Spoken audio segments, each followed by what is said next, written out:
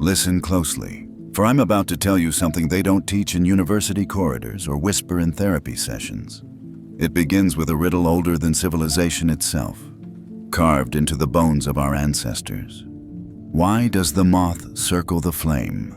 Not because it seeks death, but because it cannot comprehend a light that doesn't love it back. Jung understood this. Oh, how he understood. In the velvet-draped consultation rooms of Zurich, where the air hung thick with pipe smoke and unspoken confessions, he witnessed the same tragedy play out 1,000 times. Men arriving broken, bewildered, asking the eternal question, why does she test me? Why is nothing ever enough? The answer, my weary friend, lies not in what women want. That's the wrong question entirely. The answer lies in what the universe demands of consciousness when it splits itself in two to experience love. Picture this. In ancient Babylon, they tell of Inanna descending into the underworld, stripping away 7 veils, each representing a layer of illusion. But here's what the scholars miss. She wasn't testing her lover Dumuzi. She was testing existence itself. And when she emerged, naked and reborn, she found him lounging on her throne, untransformed. So she condemned him to take her place in the darkness, not out of cruelty, but out of cosmic necessity. For how can the initiated love the uninitiated? How can someone who has died and been reborn embrace someone who still believes in the comfort of surfaces? This is what modern men call shit tests. Such a crude term for such an elegant torture. Like calling the Sistine Chapel some paint on a ceiling. These tests are not obstacles. They are invitations to transformation. But oh, how men hate transformation. They want love to be a destination, not a journey through glass shards. A 2024 study from the Institute of Relationship Dynamics found that 73% of men interpret female emotional complexity as manipulation. But manipulation implies conscious intent. What if I told you it's deeper than that? What if I told you it's as unconscious as breathing, as inevitable as autumn? Consider the peacock spider, a tiny Australian creature that dances for hours, risking death, displaying colors that shouldn't exist in nature. The female watches, judging not just the dance, but the dancer's willingness to die for beauty. She's not cruel. She's ensuring that life itself remains worth living. For what is existence without stakes? What is love without the possibility of annihilation? Jung wrote in his Red Book, that forbidden tome of personal madness, about the Anima, the feminine soul within every man. But here's what he whispered only to his closest students. The Anima doesn't want to be understood. She wants to be danced with, and the dance requires you to lead while blindfolded, to be strong while surrendering, to remain solid while dissolving. I knew a man once, let's call him Marcus, who spent 7 years trying to solve his wife. He read every relationship book, attended every seminar, memorized the 5 love languages like they were military codes. Yet she grew more distant with each passing month. One night, in desperation, he simply stopped. Stopped trying to fix. Stopped trying to understand. Instead, he looked at her across their kitchen table, the same table where they'd argued about money, sex, and whose turn it was to call the plumber, and said, "I don't understand you. I never will, but I'm here." She wept, not from sadness, but from relief. Finally, he had passed the only test that mattered, the willingness to stand in the mystery without demanding a map. You see, women test men the way fire tests gold. Not to destroy, but to reveal what cannot be destroyed. Every challenge, every emotional storm, every moment where she seems impossibly complex is asking one question. Can you hold space for the fullness of life, or do you need me to be simple so you can feel safe? The tragedy is that most men want women to be vending machines. Insert kindness, receive sex. Insert commitment, receive peace. But the feminine principle is not a machine. It's the ocean itself, and you cannot negotiate with the tide. Here's something they discovered in a 25 neurological study that made headlines for exactly 3 days before being buried. When women experience emotional intensity, Their brains show activity patterns similar to shamanic trance states. They're not being irrational. They're accessing non-ordinary states of consciousness, and they're inviting you to join them there. But you keep showing up with your clipboard and your logic, like someone bringing a dictionary to a symphony. Tell me, truthfully, and I mean truthfully, in that 3 a.m. way when all your masks have melted, when was the last time you let yourself be undone by anything? When did you last allow uncertainty to remake you? Men think strength means being unmovable, but watch the trees in a storm. The oak breaks, the willow dances. Which would you rather be when the feminine hurricane arrives at your door? Jung knew this secret. The tests never end because transformation never ends. The moment you think you've figured her out, you've already failed. The moment you believe you've passed all her tests, you've revealed yourself as someone who thinks love is an exam rather than an eternal becoming. So here's your first dark truth, served cold as cemetery stone. Women will always test men because consciousness itself demands evolution. And evolution requires pressure. You can either be the coal that crumbles or the diamond that forms. But please, stop asking why the pressure exists. That's like asking why gravity pulls or why time moves forward. It simply is.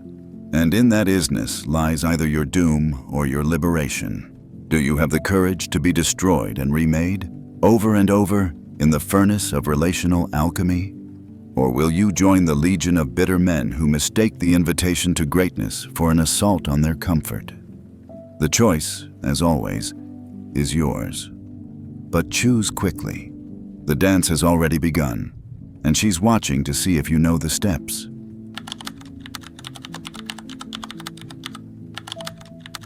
Every reflection costs a piece of soul, yet men queue up to pay. There's an old Romanian folktale they don't tell anymore, too disturbing for our sanitized age. A young shepherd finds a mirror in the mountains, perfectly clear, impossibly beautiful. Each time he gazes into it, he sees himself as women see him, not his face, but his essence. The first look shows him as a hero, the second, a child, the third, a monster. By the seventh look, there's nothing left but shadow. They found him weeks later, still staring, having forgotten how to see himself through his own eyes. This is what happens when men make women their mirrors. Jung called it projection, but that clinical term does nothing to capture the horror of it. Just imagine walking through life with no internal compass, no sense of self except what reflects back from feminine eyes. It's like being a vampire, but instead of blood, you feed on validation. And just like vampires, you cease to exist the moment no one's watching. I'll tell you something grotesque but true. In the basement archives of a certain Swiss institute, there are recordings from the 1960s. Jung's late sessions, never meant for publication. In one, a successful banker weeps like an infant, confessing, "When she looks at me with disappointment, I become disappointing. When she admires me, I exist. When she turns away, I am nothing." Jung's response? A long silence, then, "So you have given her the power of a god. How exhausting for both of you." The feminine tests because men keep handing over their self-worth like car keys to a valet. "Here, you drive my sense of identity. I'll wait here in the lobby of my own life until you bring it back." But here's the sick joke. Women don't want this power. It's like being handed a still-beating heart and told, "Keep this safe for me." What are they supposed to do with it? They test to see if you'll take it back, if you have the courage to reclaim your own reflection. Each test is really asking, are you going to make me responsible for your existence? Or will you finally grow a spine of your own? A 2025 meta-analysis of relationship dynamics revealed something chilling. Men who score highest on relationship satisfaction metrics show the lowest levels of individual identity markers.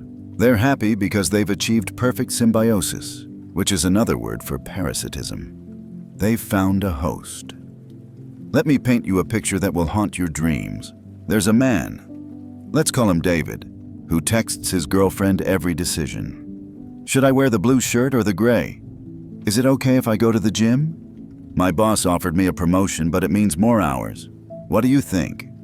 He believes this is love, this constant checking in. She believes it's a prison where she's been made the warden against her will. One night, she breaks. Just decide something, anything, without me. He stares at her, genuinely confused. But I thought you wanted to be included in everything. And there it is. The perfect misunderstanding that destroys more relationships than infidelity ever could. You want to know why women test? Because masculine energy that constantly seeks permission isn't masculine at all. It's a child in a man's body, asking mommy if it's okay to exist. And nobody, listen to me, nobody wants to fuck their own child. The ancient Greeks had a word, autarkeia, self-sufficiency of the soul. Not isolation, but the ability to be whole unto yourself. Modern men have replaced this with something diseased, the desperate need to be enough for her. But here's what Nietzsche knew, what Jung knew, what every broken man discovers too late. You will never be enough for someone else until you're enough for yourself. And if you're truly enough for yourself, the question of being enough for her becomes irrelevant. I watched a couple in a cafe yesterday. Watched with the detached fascination of an anthropologist studying a dying species. Every time she picked up her phone, his entire body language shifted. Shoulders forward when she smiled at the screen, backward when she frowned. He was a marionette, and she didn't even know she was holding the strings. When she left for the bathroom, he sat there like an empty coat, waiting to be worn again. This is what we've become. Walking reaction machines. Our entire emotional ecosystem dependent on feminine weather patterns. She sighs, and we scramble to fix something. She laughs, and we repeat the joke forever. She cries, and we panic like the world is ending. Because for us, it is. Here's a delicious bit of darkness from a 2024 psychological study that nobody talks about. Women's attraction decreases in direct proportion to how much their validation affects their partner's mood. Read that again. The more you need her approval, the less she can give it. It's not cruelty, it's physics. You can't lean on something that's leaning on you. Somebody has to be the fucking wall. But walls don't need constant reassurance that they're walls, do they? They just stand there, being what they are, indifferent to whether anyone notices. Jung wrote about the shadow, the parts of ourselves we refuse to acknowledge. For modern men, the ultimate shadow is this: the capacity to disappoint a woman and survive, to be disliked and not disintegrate, to stand in the full force of feminine displeasure and say, I hear you, but I'm not changing course. Try it sometime, I dare you. The next time she tests you, and she will, because the universe demands it, don't scramble to pass. Don't defend, explain, or adjust. Just be. Watch what happens when you stop trying to see yourself in her eyes and start seeing yourself through your own. But I warn you, it's terrifying. Like that Romanian shepherd, you might discover that without her reflection, you're not sure what's there. And that's exactly the point. That emptiness, that terrifying void where your sense of self should be, that's where the real work begins. So tell me, my friend who seeks understanding in all the wrong mirrors, when you strip away her perception of you, her validation, her approval, what remains? If the answer is nothing, then you've discovered why the tests never end. You can't pass a test when you don't exist outside of it. The cosmic joke? The moment you stop needing to pass her tests is the moment you finally do. But by then, you won't care. You'll be too busy existing.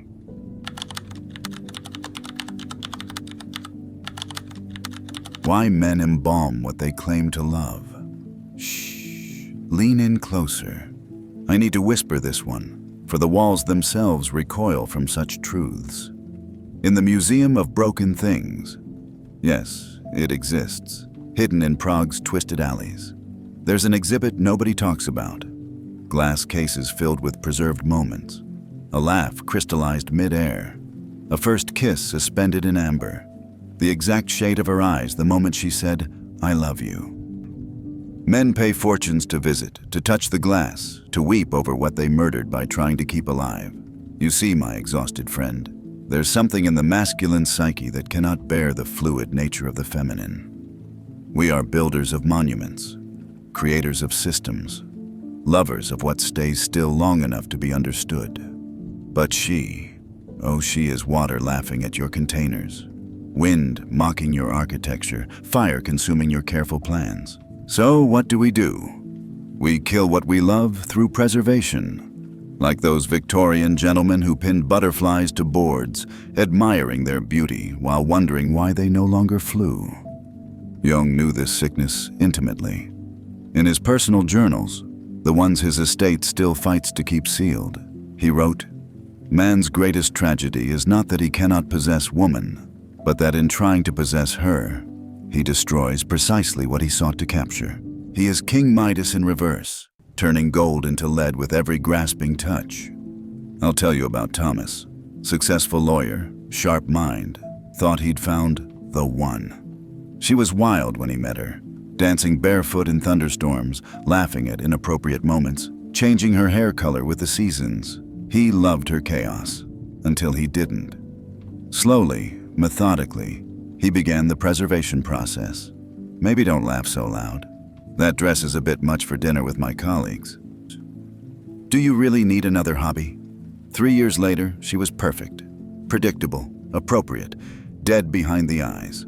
He'd successfully taxidermied the woman he loved, then complained to his therapist that the passion was gone. The therapist, who'd seen this tragedy 1,000 times, simply asked, "What did you expect? Corpses don't dance." This is why women test. They're checking if you're another mortician in disguise, another collector of beautiful corpses. Each test is really asking, will you love me alive, with all my chaos and contradiction? Or do you need me stuffed and mounted above your emotional fireplace? A 2024 study on relationship decay found something horrifying. The behavior men most reward in early relationships, spontaneity, emotional intensity, unpredictability, are the exact behaviors they systematically extinguish through subtle punishment and withdrawal once they feel secure. We literally train the wildness out of them, then wonder where the magic went. Here's a Danish fairy tale they've sanitized for children, but I'll tell you the real version. A fisherman catches a magical sea woman. She agrees to marry him on one condition. He must never try to make her fully human. For years, they're happy, but slowly, he grows embarrassed by her strangeness. He hides her scales, burns her kelp clothes, teaches her to walk without that otherworldly sway. One day, he comes home to find her in the bathtub, drowning in air, having forgotten how to breathe water. She dies trying to be what he needed. The masculine wound is this. We say we want a goddess, but prepare only furniture for a maid. We claim to seek mystery, but bring flashlights to the seance. We beg for passion, then complain about the mess. Watch how a man loves, and you'll see the preservation process in real time. He meets her at her most vibrant, usually when she's focused on her own life, glowing with purpose that has nothing to do with him. Enchanted, he pursues, wins her. Then immediately begins the slow suffocation. Why do you need girls' nights? Your friend Sarah is a bad influence. You don't need that promotion. I make enough for both of us. Those books are filling your head with ideas. Each request seems reasonable in isolation. Each clip of the wings so small she barely notices. Until one day she wakes up in a cage so perfectly sized to her diminished form that everyone, including her, believes she chose it. But here's what men miss in their obsession with control. The feminine doesn't test to torture. She tests to stay alive. Every shit test, every emotional storm, every moment of irrational behavior is her psyche fighting against the formaldehyde, refusing to hold still for your comfort. Schopenhauer wrote, "We forfeit 3/4 of ourselves in order to be like other people." But in relationships, men demand women forfeit 4/4, leaving nothing but a pleasant echo where a person used to be. I know a woman, brilliant physicist, published poet, spoke 4 languages, who married a man who loved her mind. Within 5 years, she was discussing nothing deeper than meal plans. Not because he ever said stop thinking. No, it was subtler. A slight glazing of the eyes when she talked about quantum mechanics. A subject change when she mentioned her writing. 1,000 micro-abandonments until she learned, my fullness is too much. I must portion myself out in digestible bites. The perverse thing. He left her for being boring. This is the masculine paradox. We're attracted to wildfire, then spend our relationships trying to turn it into a candle. Safe, contained, useful, controllable. Then we have the audacity to complain about the lack of heat. Jung's concept of the Anima, the inner feminine, explains this perfectly. Men who haven't integrated their own feminine aspects cannot tolerate it in others. They're like people who've never learned to swim trying to love the ocean. All they can think to do is build walls against the waves. So she tests to see if you're strong enough to love her without simplifying her. Tests to see if you can dance with chaos without trying to choreograph it.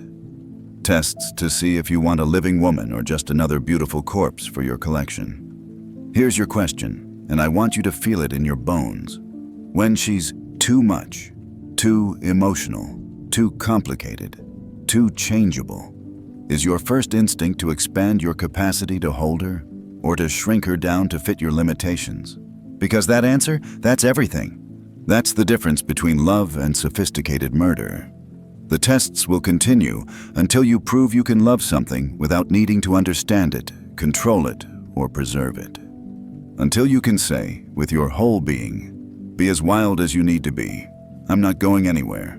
But most of you won't. Most of you will keep building beautiful cages, wondering why the birds inside won't sing.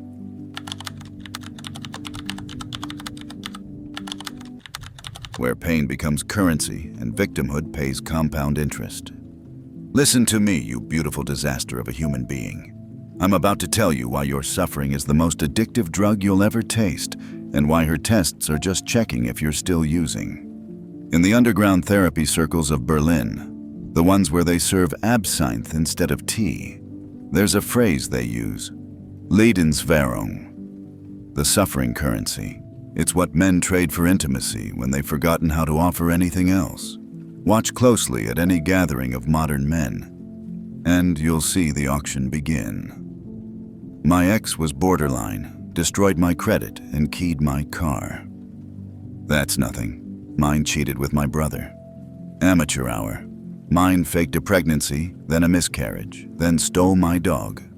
Each story a bid for sympathy, each wound a commodity. They've discovered something horrible and true. In our therapeutic age, trauma is the only currency that guarantees attention. And attention, for the emotionally famished, feels close enough to love. Jung saw this coming. In a letter to a colleague in 1958, he wrote, "The modern man has replaced the hero's journey with the victim's marathon. He no longer asks, 'What dragon must I slay?' but 'What dragon has slain me, and how can I make others pay for my death?' But here's the cosmic joke that makes the gods laugh until they weep. Women test traumatized men harder. Not from cruelty, but from an ancient biological imperative that says, if you're still bleeding from the last battle, how can you protect me in the next one? Yet men have learned, oh how they've learned, that bleeding gets you nursed, that wounds get you held, that damage gets you loved, at least temporarily, by women who confuse compassion with attraction. So they pick at their scabs, keeping them fresh, walking around like open wounds in designer jeans. I knew a man, brilliant surgeon, hands that could rebuild hearts, who introduced himself at parties by talking about his abusive childhood within 10 minutes. Every single time. He wore his trauma like a Rolex, checking it constantly, making sure everyone noticed. Women would flock to him, drawn by the savior complex he deliberately triggered. 3 months later, they'd flee, exhausted by the endless need for emotional labor. And he'd add another story to his collection. She abandoned me, just like my mother. The suffering economy works like this. Men trade pain for pussy, women trade fixing for feeling needed, and everyone wonders why the exchange rate keeps getting worse. A 2025 study on trauma bonding in modern relationships revealed something that should be carved into stone. Relationships that begin with one partner in the wounded healer role have a 91% failure rate. But here's the kicker. The wounded party rarely learns. They just find another healer, another savior, another woman to disappoint when she realizes she's signed up to be a girlfriend, not a rehabilitation center. Here's a Sufi teaching that nobody understands anymore. The wound is where the light enters, but only if you stop living in the wound. Modern men have built entire mansions in their wounds, decorated them, invited guests over to admire the architecture of their damage. She tests because she needs to know, are you going to heal, or are you going to make your wounds your identity? Are you a man who happened to suffer, or are you suffering that happens to wear a man's face? The perverse thing about the suffering economy is that it works, temporarily. Damaged men do get laid. Broken attracts broken like magnets finding their match. But it's masturbation disguised as intimacy, two people using each other's wounds to get off on the familiar taste of pain. Watch what happens when a traumatized man meets a healthy woman. She doesn't respond to his pain with the expected cocktail of sympathy and arousal. She says things like, "That sounds difficult. Have you talked to someone about it?" And he's confused, angry even. Where's his fix? Where's the woman who will make it all better with her magical vagina and endless patience? So he escalates, makes the stories worse, adds details, performs his damage like Shakespeare in the park, waiting for applause that never comes. And when she tests him, asks him to show up as something other than his trauma, he accuses her of being cold, unfeeling, just like all the others. Here's what Kierkegaard knew that modern psychology has forgotten. You can build an entire identity on what happened to you, or you can build one on what you're becoming despite what happened to you. Guess which one passes the feminine test? I'll tell you something that will sound cruel until you understand its liberation. Your suffering is not special. Whatever happened to you, the cheating, the abandonment, the abuse, has happened to millions. The universe didn't single you out for unique torture. You're not Job, and this isn't a cosmic test of faith. You're just another human who got hurt and decided to make a career out of it. The feminine tests to see if you've graduated from the university of your own pain or if you're still enrolled. Taking the same course over and over, failing the final exam, but loving the familiar desk. There's an indigenous Australian practice where young men go walkabout. They face hunger, thirst, predators, the vast indifference of the desert. When they return, they never speak of what happened. Not because it's secret, but because they understand. The suffering was just the doorway. What matters is who walked back through it. Modern men go on walkabout through therapy, self-help seminars, ayahuasca ceremonies. But they come back and won't shut up about the journey. They've missed the entire point. The suffering was supposed to transform you, not become your LinkedIn bio. So here's my question. You collector of wounds, you connoisseur of your own pain. When she tests you tomorrow, and she will, because life is testing incarnate, will you respond from your scars or from your strength? Will you show her who you're becoming? Or will you pull out your suffering resume one more time, hoping pain still trades for love in this inflated economy? Because I'll tell you a secret. The moment you stop needing your trauma, the moment you thank it for the lessons and let it go, something miraculous happens.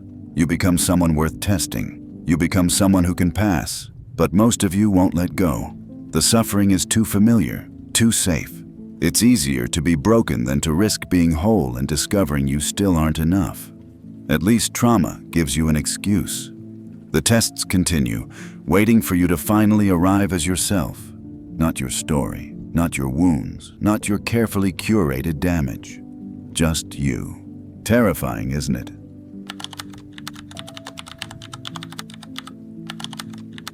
How the death of false hope births authentic power. And so we arrive at the end, my fellow wanderer in the wasteland of modern love. But endings, as Jung knew, are just beginnings wearing disguises. Let me tell you about the most beautiful disappointment you'll ever experience, if you have the courage to let it destroy you properly. There's a monastery in Tibet where they practice something called disappointing the ego to death. For 7 years, monks sit with their greatest hope, feeding it, nurturing it, building entire worlds around it. Then, in one ceremonial moment, they watch it die. Not dramatically. That would be too kind. It dies slowly, of natural causes, while they hold its hand and whisper, "Thank you." This is what happens when a man finally understands the ultimate truth about feminine testing. You will never, ever, ever be enough. And that's the best news you'll receive in this lifetime. Let that sink in like poison that turns out to be medicine. You will never be enough. Not because you're inadequate, but because enough is a destination that doesn't exist. It's like trying to reach the horizon. The closer you get, the further it moves. The game is rigged, has always been rigged, will always be rigged. And that's not a bug in the system.